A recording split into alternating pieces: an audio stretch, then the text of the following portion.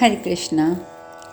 सात्विकी ने कहा, राजन, मैं कुशल पूर्वक रहकर सकुशल अर्जुन के पास पहुंच जाऊंगा और जयद्रथ के मारे जाने पर उनके साथ ही आपके पास लौट आऊंगा। परंतु नरेश्वर, भगवान श्री कृष्ण तथा बुद्धिमान अर्जुन ने युद्ध के लिए जाते समय मुझसे जो कहा था वह सब आपको सूचित कर देना मेरे लिए अत्यंत आवश्यक है। अर्जुन ने सारी सेना के बीच में भगवान श्री कृष्ण के सुनते हुए मुझे बारंबार कहकर दृढ़तापूर्वक बांध लिया है। उन्होंने कहा था, माधव, आज मैं जब तक जयद्रथ का वध करता हूँ तब तक तुम युद्ध में श्रेष्ठ बुद्धि का आश्रय लेकर पूरी सावधानी के साथ राजा युधिष्ठिर की रक्षा करो। महाबाहो, मैं तुम पर अथवा महारथी प्रद्युम्न पर ही भरोसा करके राजा को धरोहर की भांति सौंपकर निरपेक्ष भाव से जयद्रथ के पास जा सकता हूँ। तुम जानते ही हो कि रण क्षेत्र में श्रेष्ठ पुरुषों द्वारा सम्मानित आचार्य द्रोण कितने वेगशाली हैं। उन्होंने जो प्रतिज्ञा कर रखी है उसे भी तुम प्रतिदिन सुनते ही होगे। द्रोणाचार्य भी धर्मराज को बंदी बनाना चाहते हैं और वे सम्रांगण में राजा युधिष्ठिर को कैद करने में समर्थ भी हैं। ऐसी अवस्था में नरश्रेष्ठ धर्मराज युधिष्ठिर की रक्षा का भार तुम पर ही रखकर आज मैं सिंधुराज के वध के लिए जाऊंगा। यदि द्रोणाचार्य रण क्षेत्र में धर्मराज को बलपूर्वक बंदी ना बना सकें तो मैं जयद्रथ का वध करके शीघ्र ही लौट आऊंगा। मधुवंशी वीर, यदि द्रोणाचार्य ने नरश्रेष्ठ युधिष्ठिर को कैद कर लिया तो सिंधुराज का वध नहीं हो सकेगा और मुझे भी महान दुख होगा। यदि सत्यवादी नरश्रेष्ठ पांडु कुमार युधिष्ठिर इस प्रकार बंदी बनाए गए तो निश्चय ही हमें पुनः वन में जाना होगा। यदि द्रोणाचार्य रण क्षेत्र में कुपित होकर युधिष्ठिर को कैद कर लेंगे तो मेरी ये विजय की आशा अवश्य ही व्यर्थ हो जाएगी। इसीलिए महाबाहो, तुम आज मेरा प्रिय करने के लिए, मुझे विजय दिलाने और यश की वृद्धि के लिए युद्ध स्थल में राजा युधिष्ठिर की रक्षा करो।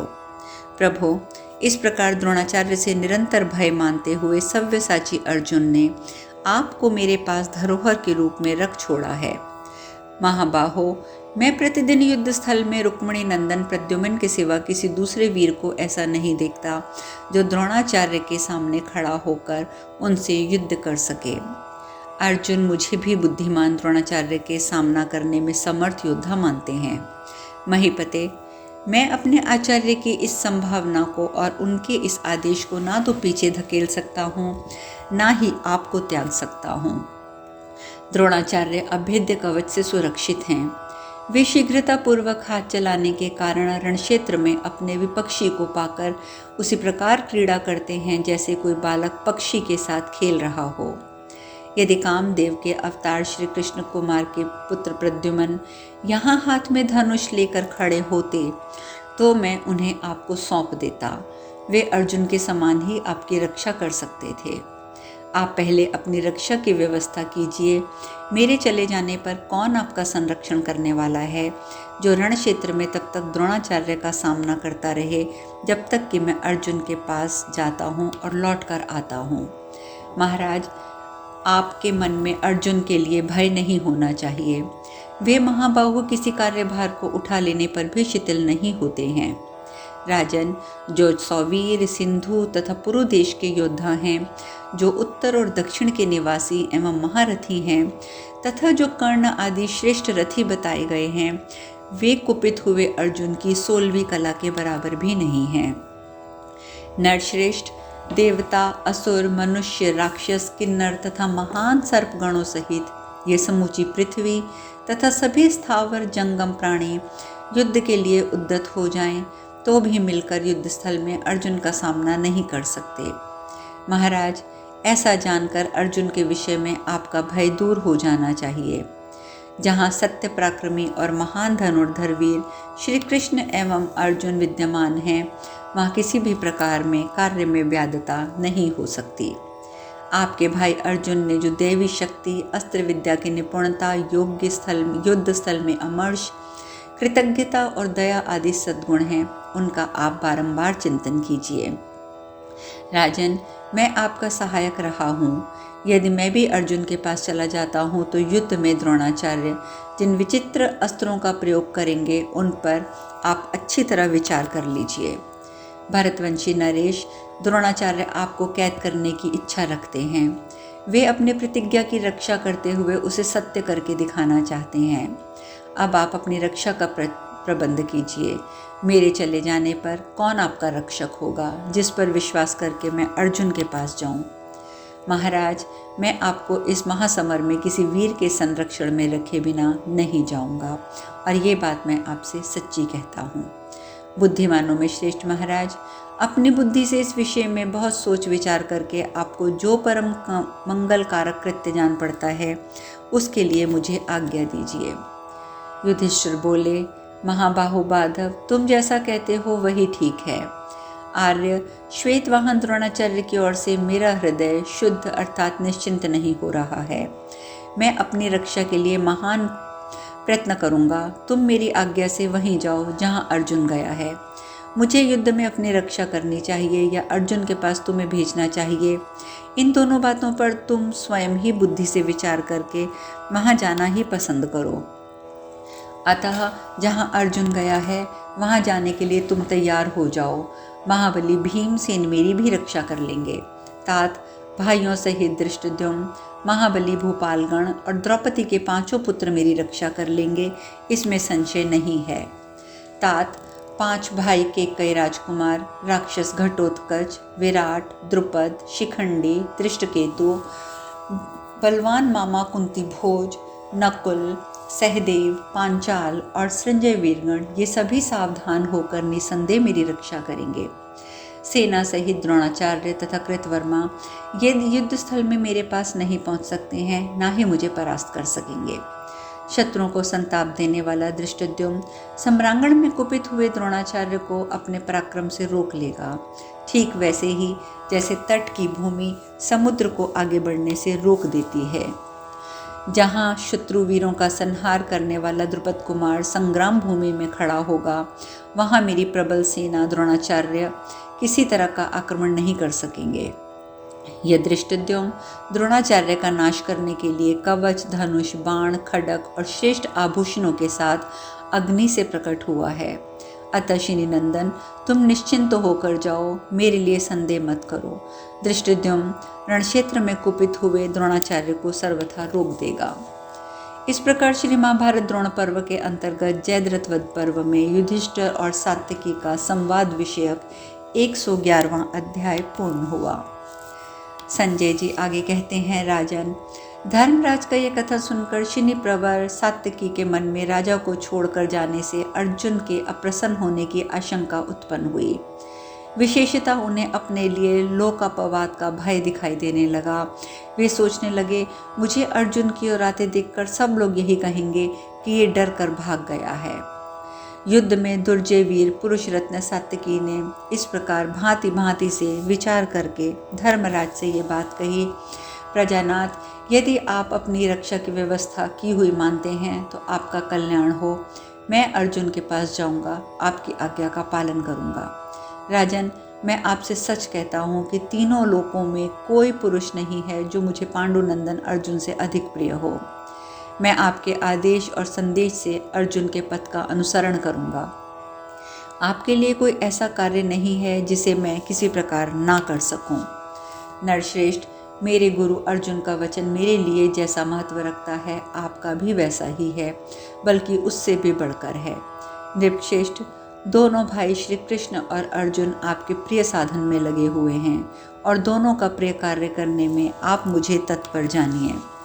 मैं आपकी आज्ञा शिरोधार्य करके पांडुनंदन अर्जुन के लिए इस दुर्भेद्य सैन्य व्यूह का भेदन करके उसके पास जाऊंगा। राजन, जैसे महामत्स्य महासागर में प्रवेश करता है, उसी प्रकार मैं भी कुपित होकर द्रोणाचार्य की सेना में घुसता हूँ और मैं वहीं जाऊंगा जहाँ राजा जयद्रथ है। पांडुनंदन अर्जुन से भयभीत हो अपनी सेना का आश्रय लेकर जयद्रथ वहाँ अश्वत्थामा, कर्ण, कृपाचार्य आदि श्रेष्ठ महारथियों से सुरक्षित होकर खड़ा है, वहीं मुझे पहुँचना है। प्रजापालक नरेश, इस समय जहाँ जयद्रथ वध के लिए उद्यत हुए अर्जुन खड़े हैं, वह स्थान यहाँ से 3 योजन दूर मानता हूँ। राजन, अर्जुन के 3 योजन दूर चले जाने पर भी मैं जयद्रथ वध से कि पहले ही सुदृढ़ हृदय से अर्जुन के पास पहुँच जाऊँगा। नरेश्वर, गुरु की आज्ञा प्राप्त हुए बिना कौन मनुष्य युद्ध करेगा, और गुरु की आज्ञा मिल जाने पर मेरे जैसा कौन वीर युद्ध नहीं करेगा। प्रभो, मुझे जाना है, उस स्थान को मैं जानता हूँ। वह हल, शक्ति, गदा, प्रास, ढाल, तलवार, सृष्टि, तोमरों से भरा है। श्रेष्ठ धनुष बाणों से परिपूर्ण शत्रु सैन्य रूपी महासागर को मैं मथ डालूंगा। महाराज, ये जो आप हजारों हाथियों की सेना देखते हैं, इनका नाम है आजन कनकुल। इसमें पराक्रमशाली गजराज खड़े हैं, जिनके ऊपर प्रहार कुशल और युद्ध निपुण बहुत से मलेच्छ योद्धा सवार हैं। राजन, ये हाथी मेघों की घटा के समान दिखाई देते हैं और पानी बरसाने वाले बादलों के समान मद की वर्षा करते हैं। हाथी सवारों को हाँकने पर ये कभी युद्ध में पीछे नहीं हटते। वध के अतिरिक्त और किसी उपाय से इनकी पराजय नहीं हो सकती। राजन, आप जिन सहस्त्र रथियों को देख रहे हैं, ये रुक्मरथ नाम वाले महारथी राजकुमार हैं। ये रथों, अस्त्रों और हाथियों के संचालन में भी निपुण हैं। ये सब के सब धनुर्वेद के पारंगत विद्वान हैं, मुष्टि युद्ध में भी निपुण हैं, गदा युद्ध में विशेषज्ञ हैं और मल्ल युद्ध में भी कुशल हैं। तलवार चलाने का इन्हें अच्छा अभ्यास है। ये ढाल तलवार लेकर विचरने में समर्थ हैं। शूर और अस्त्र शस्त्रों के विद्वान होने के साथ ही परस्पर स्पर्धा रखते हैं। नरेश्वर, ये सदा समरभूमि में मनुष्यों को जीतने की इच्छा रखते हैं। महाराज, कर्ण ने इन्हें दुशासन का अनुगामी बना रखा है। भगवान श्री कृष्ण भी इन श्रेष्ठ महारथियों की प्रशंसा करते हैं। ये सब के सब कर्ण के वश में स्थित हैं और सदा उसी का ही प्रिय करने की अभिलाषा रखते हैं। कर्ण के ही कहने से ये अर्जुन की ओर से इधर लौट आए हैं। इनके कवच और धनुष इतने सुदृढ़ हैं, वे ना तो थके हैं ना ही पीड़ित हुए हैं। दुर्योधन के आदेश से ही ये निश्चय ही मुझसे युद्ध करने के लिए खड़े हैं। कुरुनंदन, मैं आपका प्रिय करने के लिए इन सबको संग्राम में मत कर सव्यसाची अर्जुन के मार्ग पर जाऊंगा। महाराज, जिन दूसरे इन 700 हाथियों को आप देख रहे हैं, वे हाथी हैं जिन्हें दिग्विजय के समय अपने प्राण बचाने की इच्छा रखकर किरात राज ने सव्यसाची अर्जुन को भेंट किया था। ये सजे सजाए हाथी उन दिनों आपकी सेवा में रहते थे। यह काल चक्र का परिवर्तन तो देखिए। जो पूर्व काल में दृढ़ता पूर्वक आपकी सेवा करने वाले थे, वे आज आपसे ही युद्ध करना चाहते हैं। ये रणदुर्मद किरात इन हाथियों के महावत और इन्हें शिक्षा देने में कुशल हैं। वे सब के सब अग्नि से उत्पन्न हुए हैं। सव्यसाची अर्जुन ने इन सबको संग्राम भूमि में पराजित किया है। राजन, आज दुर्योधन के वशीभूत होकर ये मेरे साथ युद्ध करने को तैयार खड़े हैं। इस रणदुर्दम किरातों को अपने बाणों द्वारा संहार करके मैं सिंधुराज के वध के प्रयत्न करने में लगे हुए पांडुनंदन अर्जुन के पास जाऊंगा। ये जो बड़े बड़े गजराज दृष्टिगोचर हो रहे हैं, ये अंजम नाम के हैं और दिग्गज कुल में उत्पन्न हुए हैं। ये कर्कश स्वभाव वाले तथा श्रेष्ठ योद्धा हैं। उन्होंने काले लोहे के बने हुए कवच धारण कर रखे हैं। उनमें से बहुत से दस्यु गायों के पेट से उत्पन्न हुए हैं। कितने ही बंदरियों की संतान हैं। कुछ ऐसे भी हैं जिनमें अनेक योनियों का सम्मिश्रण है तथा कितने ही मानव संतान भी हैं। यहाँ एकत्र हुए हिमदुर्ग निवासी पापाचारी मलेच्छों की ये सेना धुएं के समान काली प्रतीत होती है। काल से प्रेरित हुआ दुर्योधन इन समस्त राजाओं के समुदाय को तथा रथियों में श्रेष्ठ द्रोणाचार्य, कृपाचार्य, भूरिश्रवा, जयद्रथ और कर्ण को पाकर पांडवों का अपमान करता है तथा अपने आप को कृतार्थ मान रहा है। कुंती नंदन, वे सब लोग आज मेरे नाराजों के लक्ष्य बने हुए हैं। वे मन के समान वेगशाली हों तो भी मेरे हाथों से छूट नहीं सकेंगे। दूसरों के बल पर जीने वाले दुर्योधन ने इन सब लोगों का सदा आदरपूर्वक भरण पोषण किया है, परंतु ये मेरे बाण समूहों से पीड़ित होकर आज विनिष्ट हो जाएंगे। ये जो सोने की ध्वजा वाले रथी दिखाई देते हैं, ये दुर्वारण नाम वाले कम्बोज सैनिक हैं और ये शूरवीर विद्वान धनुर्वेद में परिनिष्ठित हैं। इनमें परस्पर बहुत संगठन है। भरत नंदन, दुर्योधन की क्रोध से भरी हुई ये कई अक्षौणी सेनाएं कौरव वीरों से सुरक्षित हो मेरे लिए ही तैयार खड़ी हैं। महाराज, ये सब सावधान होकर मुझ पर ही आक्रमण करने वाली हैं, परंतु जैसे आग तिनकों को जला डालती है, उसी प्रकार मैं समस्त कौरवों को मत डालूंगा। अतः राजन, रथ को सुसज्जित करने वाले लोग आज मेरे रथ पर यथा रूप से भरे हुए तरकसों और अन्य सब आवश्यक उपकरणों को रख दें। इस संग्राम में नाना प्रकार के आयुधों का उसी प्रकार संग्रह कर लेना चाहिए जैसे आचार्यों ने उपदेश किया है। रथ पर रखी हुई जाने वाली युद्ध सामग्री पहले से 5 गुनी कर देनी चाहिए। आज मैं विषधर सर्प के समान क्रूर स्वभाव वाले इन कंबोज सैनिकों के साथ युद्ध करूंगा, जो नाना प्रकार के शस्त्र समुदायों से संपन्न और भांति भांति के आयुधों द्वारा युद्ध करने में कुशल हैं। दुर्योधन का हित चाहने वाले और विष के समान घातक इन प्रहार कुशल किरात योद्धाओं के साथ भी मैं आज संग्राम करूंगा। आज मैं दुर्गश और इंद्र के समान पराक्रमी शकों के साथ भी भिड़ जाऊंगा। इसके सिवा और जो भी नाना प्रकार के बहुसंख्यक युद्ध दुर्मद काल के तुल्य भयंकर और दुर्जय योद्धा हैं, रणक्षेत्र में मैं उन सब का सामना करूंगा।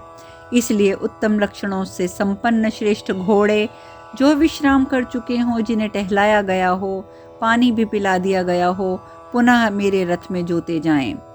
संजय कहते हैं, महाराज, तदंतर राजा युधिष्ठिर ने सात्विकी के रथ पर भरे हुए तरकसों, समस्त उपकरणों तथा भली भांति के शस्त्रों को रखवा दिया। तदंतर सब प्रकार से सुरक्षित और सुशिक्षित उन चारों उत्तम घोड़ों को सेवकों ने मदमत बना देने वाला रसीला पेय पदार्थ पिलाया। जब वे पी चुके तो उन्हें टहलाया और नहलाया गया। उसके बाद दाना और चारा खिलाया गया। फिर सब प्रकार से सुसज्जित किया गया। वे सुशिक्षित और शीघ्रगामी थे। उनके मन में हर्ष और उत्साह था। अब शेष कथा कल। हरे कृष्णा।